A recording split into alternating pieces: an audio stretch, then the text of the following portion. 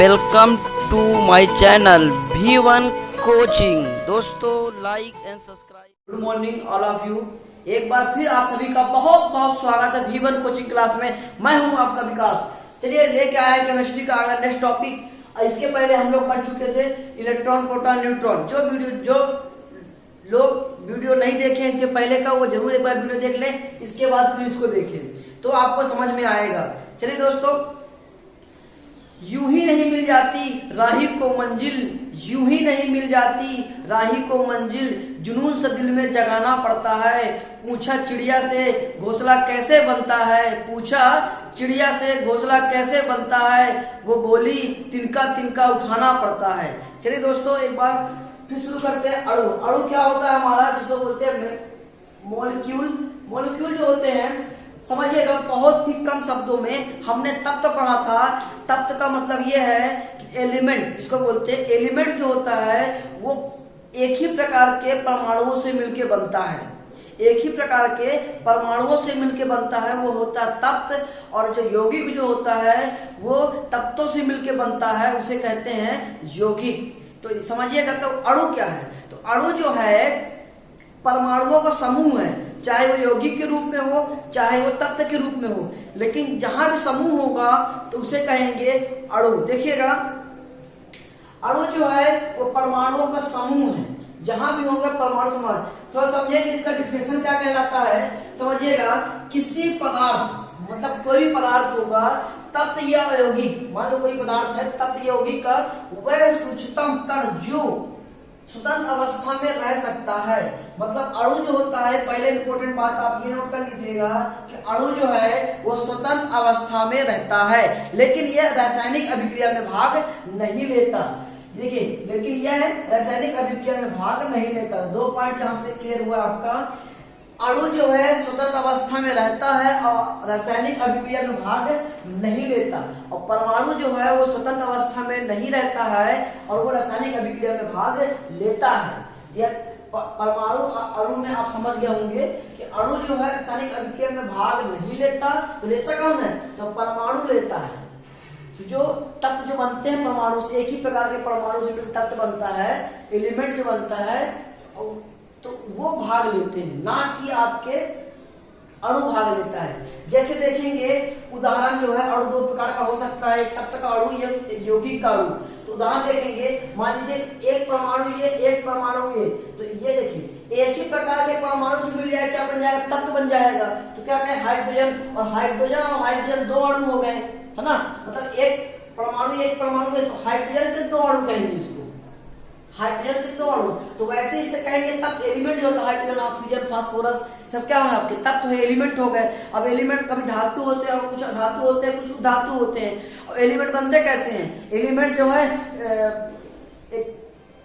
Element जो है वो एक ही प्रकार के परमाणुओं से मिलकर बनते हैं। तो देखिएगा उसी प्रकार से यहाँ पर क्या बोलेंगे आप कि हाइड्रोजन के इसमें क्या परमाणु है, तो हाइड्रोजन के इसमें दो परमाणु है, जैसे एक परमाणु एक ही है, इस प्रकार से हाइड्रोजन के दो जुड़ गए तो हाइड्रोजन के दो परमाणु हो गए। तो इस प्रकार से इसको बोलते हैं अणु। ये अणु है जो समूह है। तो हाइड्रोजन का समूह है, समूह कितने हैं, दो समूह है, जिसे क्या कहेंगे, अणु कहलाता है। ये ऑक्सीजन तो दो ऑक्सीजन हो गए, तो बोलेंगे ऑक्सीजन के दो परमाणु, यानी कि ये क्या हो गया, अणु हो जाएगा। ये तो ऑक्सीजन का समूह हो जाएगा। उसी प्रकार से यौगिक का देखेंगे अणु का, तो कार्बन डाइऑक्साइड, कार्बन अलग है, कार्बन अलग परमाणु है, और आपका ये अलग है ऑक्सीजन। तो ऑक्सीजन का दो समूह से पहले से ही है, ऑक्सीजन के दो परमाणु, ऑक्सीजन का दो समूह कहेंगे ऐसा, ये दो परमाणु कह लीजिए, और कार्बन एक हो गए। तीनों को मिला देंगे तो क्या बन जाएगा, मतलब तीनों का दो यहाँ से एक यहाँ से, ये बन जाएगा आपका कार्बन प्लस ऑक्सीजन, तो कार्बन डाइऑक्साइड। जो बनेगा ये क्या कहलाएगा, आपका अणु कहलाएगा। ऊपर देखिएगा, इसके बाद देखिएगा कार्बन मोनोऑक्साइड।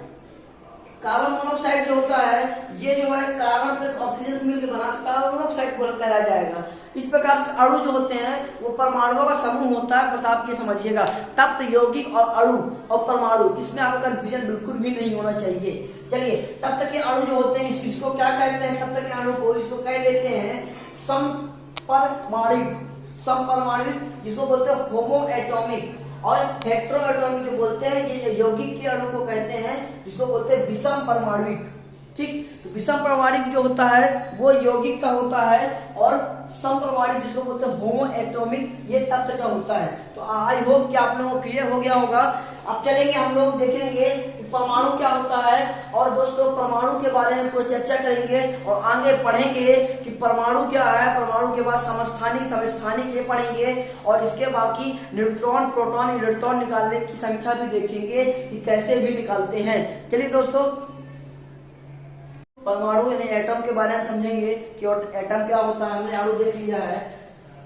परमाणु जो है या एटम समझिएगा, इसके पहले अणु देखे थे वो रसायन अणु जो था वो स्वतंत्र अवस्था में रहता है, लेकिन परमाणु जो है ये स्वतंत्र अवस्था में नहीं रहता है। और पहली बात, परमाणु जो है स्वतंत्र अवस्था में नहीं रहता है और ये रासायनिक अभिक्रिया में भाग लेता है।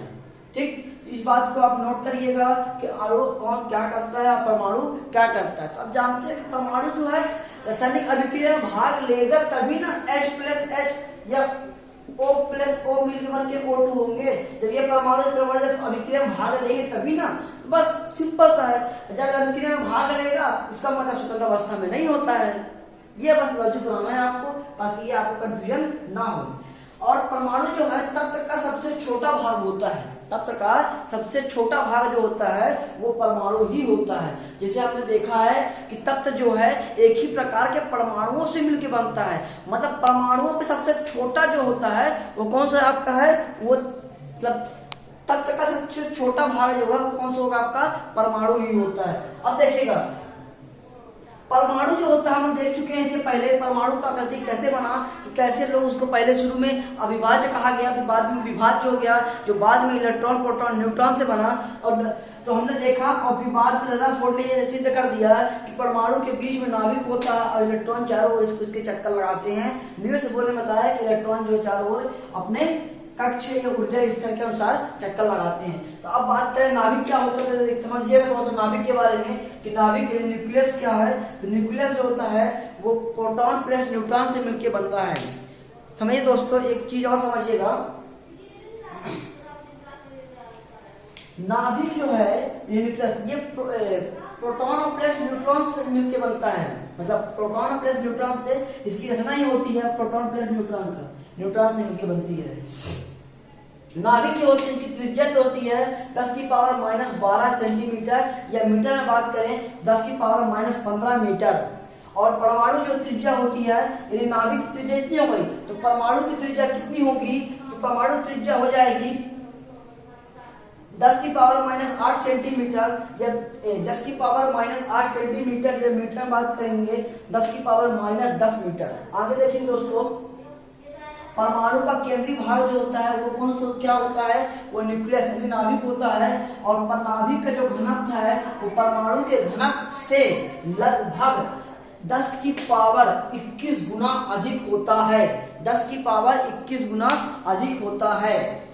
तो इस प्रकार से हमारा नाभिक के बारे में चर्चा हो गई कि नाभिक जो है वो किससे मिलकर बना होता है, प्रोटॉन प्लस न्यूट्रॉन। अब हम देखेंगे कि न्यूट्रॉन और प्रोटॉन जो होते हैं नाभिक इन दोनों मिला के जो होते हैं इसको परमाणु का द्रव्यमान ही कहते हैं। परमाणु द्रव्यमान जो होता है वो पूर्ण नाभिक में रहता है, इसीलिए यहाँ पर जो है नाभिक का घनत्व जो है परमाणु घनत्व से 10⁻21 गुना है। क्यों गुना है, क्यों नाभिक का भाग ज्यादा है, क्योंकि पूरा द्रव्यमान तो नाभिक में ही होता है। इस प्रकार से यहाँ इतने गुना बढ़ जाता है। दोस्तों परमाणु क्रमांक और परमाणु द्रव्यमान को समझेंगे, बहुत इंपॉर्टेंट है, क्योंकि यहाँ से पेपर में क्वेश्चन पूछ लेता है कि परमाणु द्रव्यमान और परमाणु संख्या कैसे निकालते हैं। समझिएगा दोस्तों, क्यों डरे कि जिंदगी में क्या होगा, क्यों डरे कि जिंदगी में क्या होगा, हर वक्त क्यों सोचे कि बुरा होगा। मंजिल की ओर बढ़ते रहे दोस्तों, मंजिल की ओर बढ़ते रहे, हमें कुछ मिले ना मिले, तजुर्बा तो नया होगा। अगर शायरी अच्छी लग रही हो दोस्तों तो लाइक और कमेंट बॉक्स में बताइएगा कि कैसे लग रही है। बोले शायरी बोलते अरे हो गया। देखो सबसे जरूरी होता है इंसान को अपने आप में मोटिवेशनल होना, क्या एक हिम्मत, एक जिंदगी, एक जोश जगे, एक मतलब एनर्जी आए कि हम मंजिल को पाके ही दम लेंगे। और जब तक नहीं पाए तो दम ही नहीं लेना है, तो फिर जिंदगी ही क्या है जो हम मंजिल को नहीं पा सके। इस प्रकार दोस्तों एक दृढ़ निश्चय से पढ़िएगा और बहुत ही मतलब देखिएगा, अगर आप धीरे धीरे भी चलेंगे तो भी आप पा जाएंगे रफ्तार को। तो जरूरी नहीं कि रफ्तार से भागिए, लेकिन हाँ जितना तेज से भाग रहे हैं वो चीज आपको कवर होनी चाहिए। मतलब ऐसे ही आगे बढ़ गए पीछे का नहीं बन रहा है, तो पीछे सब चीज इकट्ठा पढ़ते हुए आगे बढ़िए। और अपने जिस पेपर की आप तैयारी कर रहे हैं, सबसे इंपॉर्टेंट बात समझिएगा, जिस पेपर की आप अगर तैयारी कर रहे हैं उसका पहले आप सिलेबस देखिए कि सिलेबस उसका क्या है, और उस सिलेबस के अकॉर्डिंग ही आप पढ़ाई करिए, अन्यथा आप यहाँ वहां भटकेंगे। क्योंकि अगर आप देखेंगे कि आप हर चीज की तैयारी करेंगे तो फिर आप नहीं पढ़, फिर आपको बहुत सारा सब्जेक्ट ले चलना पड़ेगा। आप अगर एसएससी की तैयारी करेंगे तो उसका अलग सिलेबस है, व्यापक से तैयारी करेंगे तो व्यापक का अलग है, बैंक की करेंगे तो बैंक का अलग है, पीएससी करेंगे तो उसका अलग है, हर चीज का अलग, रेलवे करेंगे तो उसका और अलग है। लेकिन हाँ सिर्फ मैथ, रीजनिंग, कुछ जीके, साइंस ये कॉमन रहता है। इनका अगर आप ये 4 कंप्लीट हो गए तो फिर आप आगे तैयारी हिंदी, इंग्लिश, कंप्यूटर और जो आते हैं उसकी तैयारी आप कर सकते हो। लेकिन पहले आपका ये चीज कंप्लीट होना चाहिए। साइंस हो गया, मैथ हो गया और जीके हो गया, ये तो मान लो कॉमन है, ये सब में आता है। और फिर हिंदी, इंग्लिश और हिंदी, इंग्लिश, कंप्यूटर, ये 3 चीज आपके बढ़ जाते हैं व्यापक में। और इंग्लिश तो आपका हर जगह काम आता है, एसएससी में भी काम आ जाता है और व्यापक में तो काम आता ही आता है। हाँ रेलवे में काम नहीं आता है। चलिए, तो इसी प्रकार से आप सिलेबस करिएगा कि सिलेबस क्या क्या पढ़ना है, उसके अकॉर्डिंग ही आप पढ़िएगा। परमाणु संख्या जो होता है, एटॉमिक नंबर जो होता है, ये संकेत जेड से संकेत करते हैं, इसका मतलब जेड से इसको प्रदर्शित करते हैं। परमाणु संख्या जो होती है, प्रोटॉन संख्या, इलेक्ट्रॉन संख्या, कुछ भी ले लीजिए आप, या नाभिक में धनावेश की कुल संख्या। जितने प्रोटॉन होंगे आपके उतने इलेक्ट्रॉन होंगे और उसी को कहा जाएगा, उतने ही बराबर आपके होंगे परमाणु क्रमांक, क्योंकि तीनों बराबर होते हैं। तो जेड बराबर पी बराबर ई, इस बात में कोई कंफ्यूजन नहीं होना चाहिए कि तीनों बराबर होते हैं। परमाणु द्रव्यमान जो होता है दोस्तों, इसका संकेत ए होता है, एटॉमिक मास कहते हैं। ये जो बनता है ये प्रोटॉन प्लस न्यूट्रॉन से बनता है। हम जानते हैं कि नाभिक में परमाणु द्रव्यमान का मतलब न्यूट्रॉन प्रोटॉन से मिलकर नाभिक भी बनता है। लेकिन यहाँ पर समझेंगे कि परमाणु द्रव्यमान, परमाणु का पूरा द्रव्यमान कहाँ है, नाभिक में है। तो नाभिक किससे मिलकर बना, प्रोटॉन प्लस न्यूट्रॉन से। तो ए बराबर होता है पी प्लस ई, और पी प्लस एन को ही, यानी कि प्रोटॉन प्लस न्यूट्रॉन को ही न्यूक्लियॉन की कुल संख्या कहा जाता है। क्योंकि एक बार पेपर में पूछ चुका है कि न्यूक्लियॉन किसे कहते हैं, इलेक्ट्रॉन प्लस प्रोटॉन को, न्यूट्रॉन प्लस प्रोटॉन को, और भी पूछते रहता है। तो आप याद रखिएगा न्यूट्रॉन प्लस प्रोटॉन को कहा जाता है। इसका कुछ इस तरह से सिंबल होता है दोस्तों, देखिएगा ये खट्टा निशान समझ लीजिए, कोई संकेत है यहाँ पास। तो P बराबर यहाँ P प्लस N, तो यहाँ पर जानते हो P कर दे चाहे E कर दे, बात वही, इलेक्ट्रॉन या प्रोटॉन या परमाणु संख्या रहेगा यहाँ पास, यहाँ पर द्रव्यमान रहेगा। जैसे ये देखिए क्या है आपका ए बराबर परमाणु द्रव्यमान, नीचे क्या है परमाणु संख्या, ये परमाणु क्रमांक। इस प्रकार से संकेत रहता है दोस्तों। जो आपके जो ऊपर रहेगा तो आप समझ जाइएगा ये परमाणु द्रव्यमान है, और जो नीचे रहेगा ये क्या रहेगा, परमाणु क्रमांक है। इस प्रकार से आप समझ जाइएगा। लेकिन अगर इसी में से आप इलेक्ट्रॉन, प्रोटॉन, न्यूट्रॉन संख्या निकालना हो आपको, देखिएगा मान लीजिए ये C6 और ये 12 में ये कार्बन का है। तो देखिएगा तो इलेक्ट्रॉन कितने होंगे आपके, तो आप बोलेंगे 6, क्योंकि नीचे जो होंगे वो प्रोटॉन, और प्रोटॉन कितने होंगे आपके, तो प्रोटॉन भी आपके 6 ही होंगे। क्यों, क्योंकि इलेक्ट्रॉन जितने होंगे उतने आपके प्रोटॉन होंगे। अब दोस्तों हमको निकालना न्यूट्रॉन संख्या। देखिएगा हम जानते हैं जो 12 जो है ये प्रोटॉन प्लस न्यूट्रॉन मिलकर बना है, और प्रोटॉन कितना है आपका 6। तो 12 में से प्रोटॉन माइनस कर दीजिएगा, क्योंकि 12 जो है प्रोटॉन प्लस न्यूट्रॉन का, और प्रोटॉन कितना मिल गया हमको 6। तो 6 माइनस कर देंगे, न्यूट्रॉन निकल जाएगा 6।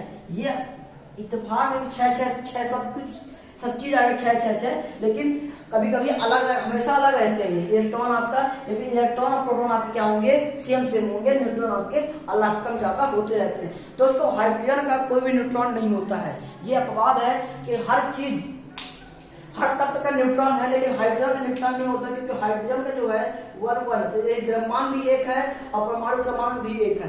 तो आप कैसे माइनस कर देंगे, तो आप बोलेंगे से प्रोटॉन आपके इलेक्ट्रॉन मान लो 1 और प्रोटॉन मान लो आपका 1 है। लेकिन यहाँ पास जो है प्रोटॉन प्लस न्यूट्रॉन मिलकर बना है। तो अगर प्रोटॉन आपका एक है, प्रोटॉन तो आपका एक ही है, तो न्यूट्रॉन कितना होगा, तो न्यूट्रॉन 0 माना जाएगा। इसलिए प्रकार से हाइड्रोजन का बस आपका न्यूट्रॉन नहीं पाया जाता है और बाकी सभी चीज का आपका न्यूट्रॉन जो है होता है। इस प्रकार से इलेक्ट्रॉन, प्रोटॉन, न्यूट्रॉन हम निकाल सकते हैं। क्या समझ में आया दोस्तों? और समझ में आया तो कुछ क्वेश्चन को हम सॉल्व करेंगे, न्यूट्रॉन, प्रोटॉन, इलेक्ट्रॉन कैसे निकालते हैं, जो पेपर में पूछता है। परमाणु द्रव्यमान और परमाणु क्रमांक का कुछ क्वेश्चन पूछता है, तो उनको हम देखेंगे। देखिए पहला क्वेश्चन मान लीजिए ऐसे दे दिया, अब आपसे बोल दिया कि प्रोटॉन कितना है, इलेक्ट्रॉन कितना है, न्यूट्रॉन कितना है, तो आप कैसे निकालेंगे? बहुत ही सिंपल है। देखिएगा, हम जानते हैं यहाँ पास क्या है, यहाँ पास इलेक्ट्रॉन बराबर प्रोटॉन होता है, जो यहाँ पास परमाणु क्रमांक होता है। और परमाणु क्रमांक जितना होगा उतना ही आपका क्या होगा, प्रोटॉन होगा, और उतना ही आपका क्या होगा, इलेक्ट्रॉन होगा। और ऊपर क्या होता है यहाँ पास, देखिए दोस्तों, यहाँ पास जो होता है प्रोटॉन प्लस न्यूट्रॉन होता है। अगर हम ये वाले प्रोटॉन से यहाँ माइनस कर दें, न्यूट्रॉन निकल जाएगा, तो 35 को माइनस कर देंगे तो आ जाएगा आपका 45। तो इसलिए आपका हो जाएगा न्यूट्रॉन जो है वो 45। क्लियर? अब आगे देखिएगा, इसको भी छोड़ते इसको यहाँ पर देखिएगा, अगर द्रव्यमान संख्या 23 है, परमाणु क्रमांक 11 है, तो बताइए, बोलेगा प्रोटॉन, इलेक्ट्रॉन और न्यूट्रॉन बताइए। देखिएगा, हम जानते हैं परमाणु क्रमांक जितना है उतना यहाँ पर क्या है, प्रोटॉन होगा, उतना ही यहाँ पर क्या है, इलेक्ट्रॉन होगा। ठीक, अब यहाँ पास परमाणु द्रव्यमान क्या है, ये प्रोटॉन और प्लस न्यूट्रॉन है, तो यहाँ पास प्रोटॉन माइनस कर देंगे तो प्रोटॉन कितना 11 निकल जाएगा, कितना 12, तो 12 क्या है आपका, न्यूट्रॉन। ठीक है, आगे देखिएगा, atomic number, atomic mass, atomic mass, atomic number दिया है और आपसे पूछा है प्रोटॉन, इलेक्ट्रॉन, न्यूट्रॉन। आप बताइएगा, देखिएगा ये जो दिया है ये प्रोटॉन प्लस इलेक्ट्रॉन दिया है, यानी एटॉमिक नंबर जो होता है, आप बता चुका हूँ बार बार आपको, आप समझ गए होंगे कि ये प्रोटॉन ही है और ये इलेक्ट्रॉन ही है संख्या। ठीक है, समानतः दोनों जो है बराबर होते हैं। फिर यहाँ पास परमाणु, ये क्या है, परमाणु एटॉमिक, परमाणु द्रव्यमान है, एटॉमिक मास, इसमें प्रोटॉन प्लस न्यूट्रॉन है, तो प्रोटॉन माइनस कर देंगे, प्रोटॉन कितना 17 माइनस कर देंगे, तो ये जो है 18 आपका जाएगा, तो 18 क्या है आपका, न्यूट्रॉन निकल जाएगा। दूसरा देखिएगा, आपका प्रोटॉन, न्यूट्रॉन, इलेक्ट्रॉन दिया है, एटॉमिक मास, एटॉमिक नंबर पूछा है, तो हम जानते हैं एटॉमिक नंबर बराबर होता है प्रोटॉन संख्या या इलेक्ट्रॉन संख्या। तो 2 आपका हो जाएगा आंसर इसका, 2 किसका, एटॉमिक नंबर का। और जो एटॉमिक मास जो है ये प्रोटॉन प्लस न्यूट्रॉन होता है, प्रोटॉन आपका 2 है और न्यूट्रॉन भी आपका 2, तो 4 हो जाएगा एटॉमिक मास। क्या क्लियर हुआ है आपको? अब इसमें देखिए थोड़ा सा, इसमें इलेक्ट्रॉन, प्रोटॉन और न्यूट्रॉन दिया है, एटॉमिक मास पूछा है। ठीक, तो देखिएगा समानता क्या होता है, एटॉमिक, इलेक्ट्रॉन और प्रोटॉन बराबर होता है। अगर बराबर नहीं है इसका मतलब ये इलेक्ट्रॉन ग्रहण कर लिया है। कितने इलेक्ट्रॉन ग्रहण किया है, तो 2 इलेक्ट्रॉन ग्रहण किए। भाई कैसे मालूम चल गया हमको, क्योंकि दोनों बराबर होना चाहिए, लेकिन इसमें इलेक्ट्रॉन, इसमें 2 संख्या जो है वह अधिक है। अधिक इसलिए है क्योंकि इन्हें 2 इलेक्ट्रॉन जो है वे अपने ऊपर 2 इलेक्ट्रॉन जो है ग्रहण कर लिया। अब देखिए कैसे होता है, अगर प्रोटॉन की संख्या इलेक्ट्रॉन की संख्या से ज्यादा हो, यहाँ पास अगर प्रोटॉन संख्या ज्यादा होगा तो उसको बोले धन आयन, और अगर प्रोटॉन संख्या जो है इलेक्ट्रॉन संख्या से कम है, यहाँ पास इलेक्ट्रॉन संख्या जब ज्यादा होगा तो उसको बोलेंगे ऋण आयन। इसका मतलब यहाँ पास इलेक्ट्रॉन जो है ज्यादा होगा तो जो आंसर आएगा वो ऋण आयन में आएगा। और देखिए दोस्तों, इलेक्ट्रॉन और प्रोटॉन बराबर होते हैं, जैसे हमने पढ़ा था कि जे थॉम्सन के प्रयोग में इलेक्ट्रॉन और प्रोटॉन संख्या समान होता है तो परमाणु क्या होता है, उदासीन होता है। लेकिन यहाँ पास जो संख्या बराबर है वो क्या बराबर है, नहीं है। इसका मतलब ये जो है उदासीन कण नहीं है। तो जो यहाँ पर देखेंगे कि परमाणु और एटॉमिक नंबर भी आपको ज्ञात करना है। तो देखिएगा एटॉमिक नंबर कैसे निकालेंगे, जितना प्रोटॉन संख्या होगा और जितना इलेक्ट्रॉन संख्या होगा। तो अब दिक्कत यहाँ पास ये हो गया कि अब एटॉमिक नंबर कितना होगा, 16 होगा कि 18 होगा। तो हमने आपको बताया है कि मेन जो जितना प्रोटॉन संख्या होता है उतना इलेक्ट्रॉन उतना ही परमाणु नंबर होता है हमेशा। इलेक्ट्रॉन कम ज्यादा होते हैं लेकिन प्रोटॉन जो है एकदम ज्यादा नहीं होता है। तो प्रोटॉन संख्या 16, इसलिए आपका एटॉमिक नंबर हो जाएगा 16। इसके अलावा जो है आपका एटॉमिक मास निकालना है। एटॉमिक मास कैसे निकालेंगे, तो प्रोटॉन प्लस न्यूट्रॉन दोनों को जोड़ देंगे तो 16 16 32, तो ये आपको जाएगा 32। आया क्या? अब ये जो 16 जो होता है ये अभी हम आवर्त सारणी पढ़ेंगे तो आपको वहां पढ़ाएंगे कि एटॉमिक नंबर 16 में क्या आता है। 16 में जो है वो सल्फर आता है। तो इसको हम ऐसे लिखेंगे कि 16 सल्फर, इसका द्रव्यमान जो है 32, इस प्रकार से। लेकिन यहाँ पर जो लिखेंगे ये 32, इसको लिख देते हैं, इसको मिटा के मैं यहाँ लिख देता हूँ। ये सल्फर जो है ये 16 आ जाएगा, ये 32 क्या है आपका परमाणु द्रव्यमान। परमाणु द्रव्यमान मतलब प्रोटॉन प्लस न्यूट्रॉन मिलके आ गया, और ये 16 जो है आपका ये प्रोटॉन संख्या। लेकिन प्रोटॉन संख्या में इलेक्ट्रॉन संख्या होता है, लेकिन इलेक्ट्रॉन जो है कम ज्यादा हो सकता है, इसलिए आप मेन आधार बनाइएगा प्रोटॉन की संख्या को। इसलिए आपका आ गया एटॉमिक क्रमांक जो है, परमाणु जो है क्रमांक वो है 16, क्योंकि प्रोटॉन संख्या कितना है 16। अब देखिए इलेक्ट्रॉन दो ज्यादा, इसको क्या करेंगे, इसे कम करना पड़ेगा। हम ऐसे करते हैं, इसका मतलब यहाँ पर 2 ऐसे ऋण आयन कर देंगे। क्यों कर देंगे, क्योंकि समझिएगा इलेक्ट्रॉन की संख्या जब ज्यादा होगा तो वो ऋण आयन होगा। कितने इलेक्ट्रॉन ज्यादा है, यहाँ पर 2 ज्यादा है, क्योंकि 18 और ये 16 है, तो 18 में से 16 माइनस करेंगे 2, तो इसका मतलब 2 कर देंगे। 1 रहेगा तो 1 ऋण आयन कर देंगे। इस प्रकार से इसका संकेत निकल जाएगा आपको दूसरे वाले का आंसर।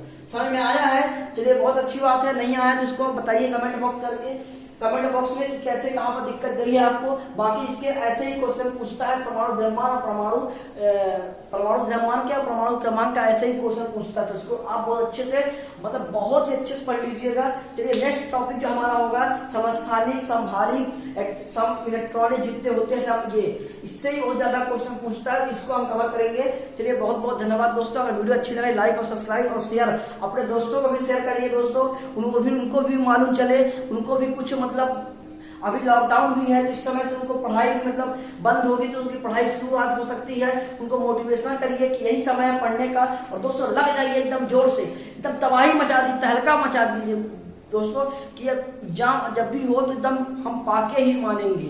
तो बस चलते हैं दोस्तों, एकदम तड़कता भड़कता फिर लेके आएंगे नेक्स्ट टॉपिक पे। तो तब तक के लिए बहुत बहुत धन्यवाद।